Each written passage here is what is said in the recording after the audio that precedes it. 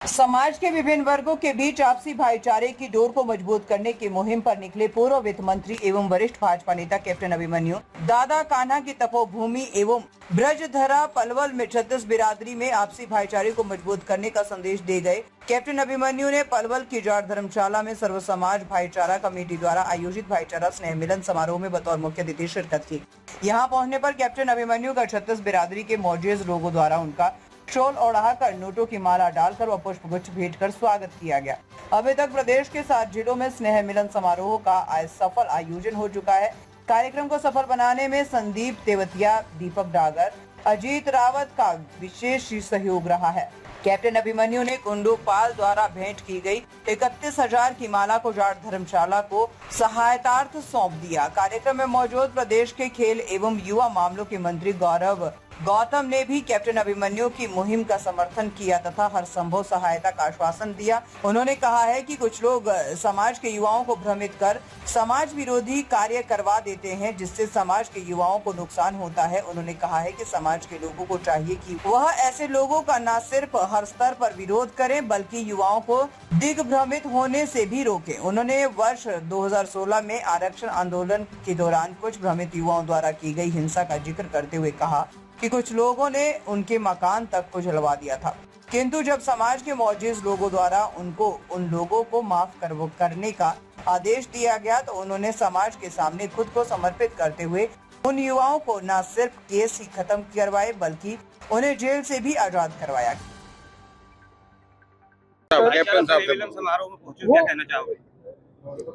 सबसे पहले तो मैं आज जाट धर्मशाला पलवल में जो 36 बिरादरी सर्व समाज का भाईचारा स्नेह मिलन का कार्यक्रम आयोजित हुआ है, उसके लिए समस्त जाट धर्मशाला के कार्यकारिणी का और पूरे पलवल ज़िले के और आसपास के इलाके के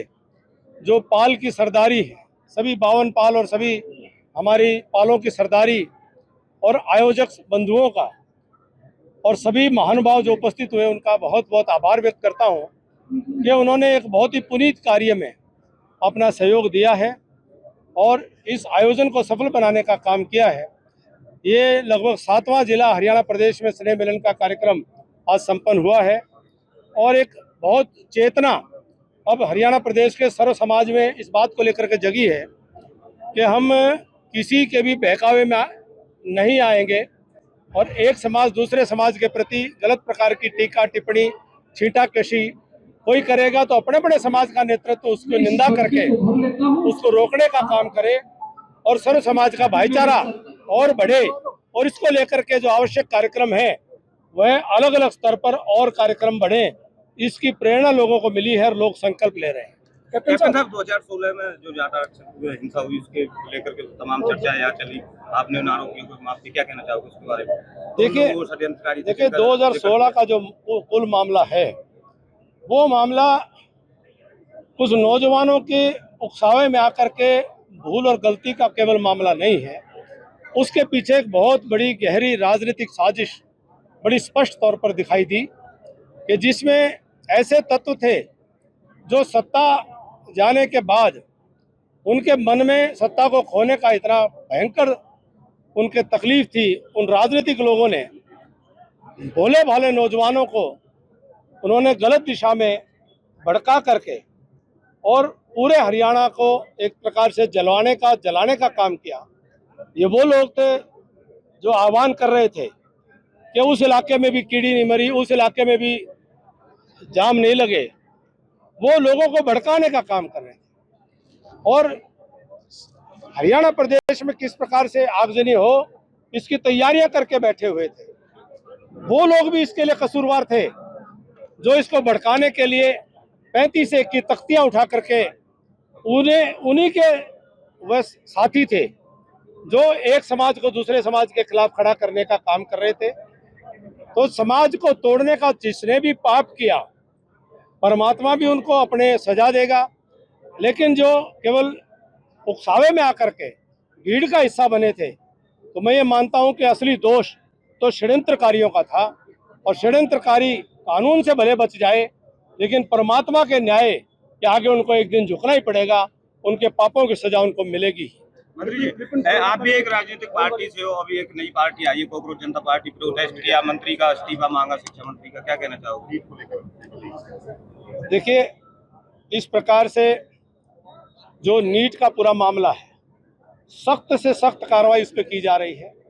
सीबीआई जांच तक उसमें आगे बढ़ चुकी है, दोषियों को पकड़ा जा रहा है और कानून अपना काम करेगा। सभी विपक्षी दल हैं,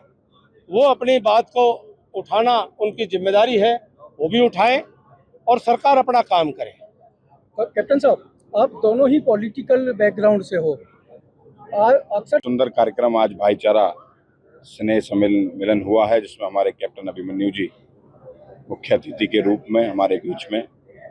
और समाज के लोगों को एक प्लेटफॉर्म पर लाकर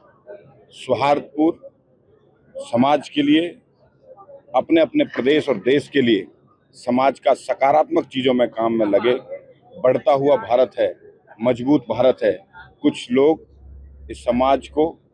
लड़ा कर तोड़ना चाहते हैं, उनके मंसूबों पर पानी फिरता हुआ अब दिखाई दे रहा है। समाज के लोग जागरूक हो चुके हैं, समाज के लोग इस बात को समझ चुके हैं, उनके ना बहकावे में आने वाले हैं, ना उनकी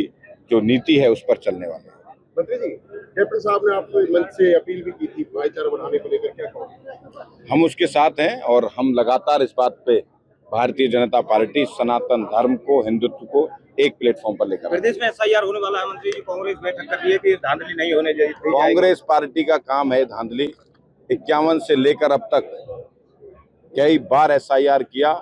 सब एसआईआर एक स्थिर प्रक्रिया है, लगातार होती है। ये कांग्रेस पार्टी भ्रम और झूठ फैलाकर राजनीति करना चाहती है, उस पर लोग समझ चुके, कोई राजनीति नहीं होगी।